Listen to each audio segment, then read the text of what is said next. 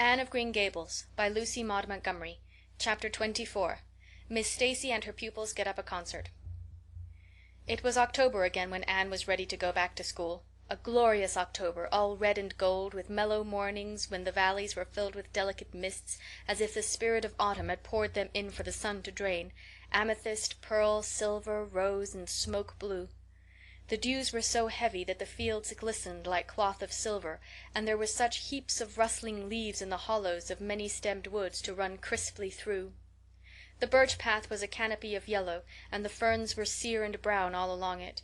There was a tang in the very air that inspired the hearts of small maidens tripping, unlike snails, swiftly and willingly to school. And it was jolly to be back again at the little brown desk beside Diana, with Ruby Gillis nodding across the aisle, and Carrie Sloane sending up notes, and Julia Bell passing a chew of gum down from the back seat.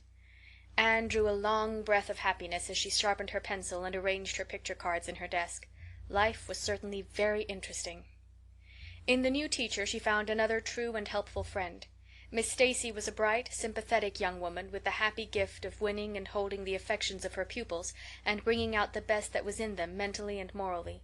Anne expanded like a flower under this wholesome influence, and carried home to the admiring Matthew and the critical Marilla glowing accounts of schoolwork and aims.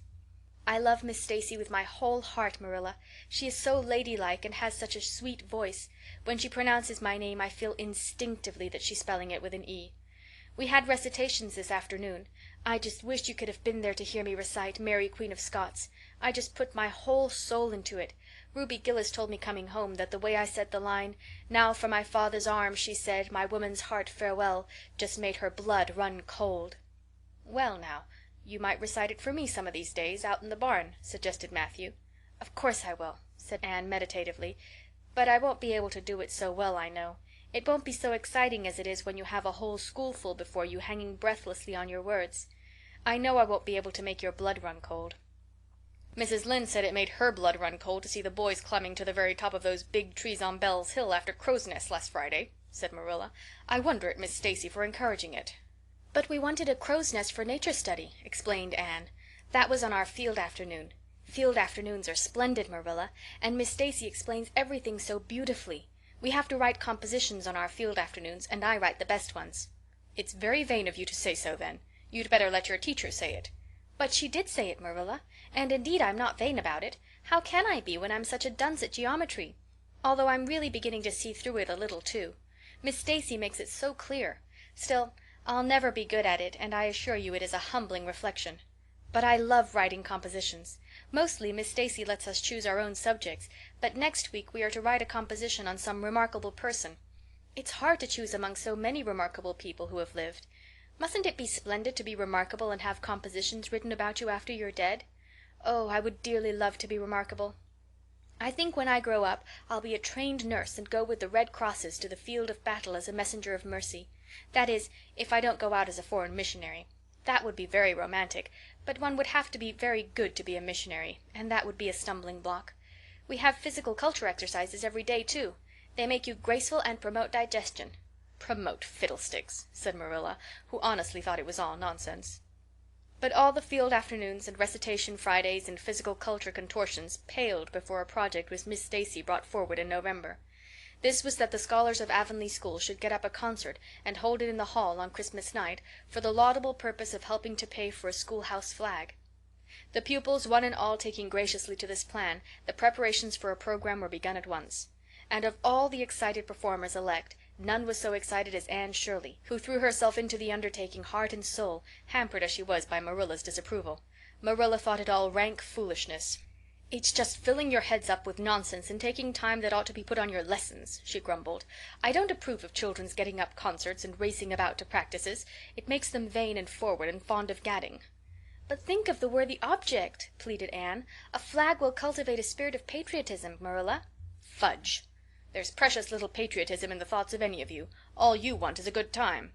"Well, when you can combine patriotism and fun, isn't it all right? Of course it's real nice to be getting up a concert. We're going to have 6 choruses and Diana is going to sing a solo. I'm in 2 dialogues, the Society for the Suppression of Gossip and the Fairy Queen. The boys are going to have a dialogue too. And I'm to have 2 recitations, Marilla. I just tremble when I think of it. but it's a nice thrilly kind of tremble. And we're to have a tableau at the last. Faith, Hope, and Charity. Diana and Ruby and I are to be in it, all draped in white with flowing hair. I'm to be Hope, with my hands clasped so, and my eyes uplifted. I'm going to practice my recitations in the garret. Don't be alarmed if you hear me groaning. I have to groan heartrendingly in one of them, and it's really hard to get up a good artistic groan, Marilla. Josie Pye is sulky because she didn't get the part she wanted in the dialogue. She wanted to be the Fairy Queen.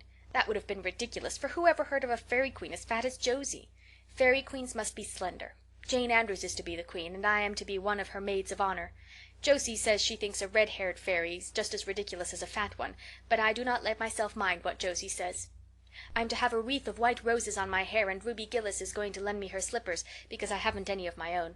It's necessary for fairies to have slippers, you know. You couldn't imagine a fairy wearing boots, could you? Especially with copper toes.